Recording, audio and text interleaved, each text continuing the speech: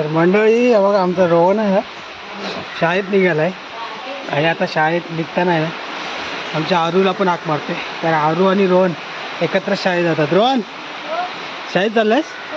आता कितवीला गेलास? तर मंडळी आज 16 जून आहे आणि आज त्यांच्या शाळेचा पहिला दिवस आहे आणि पाऊस पण खूप मोठा आहे. रोहनची शाळा काय इथं जवळच आहे आपल्या वाडीत आणि रोहनने बघा रोहन नवीन बॅग घेतलीस?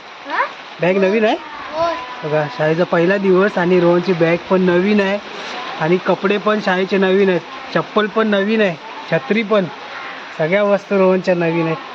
तर रोहन तिसरीला गेलास, कसं मजा वाटते ना? हां अभ्यास करशील ना?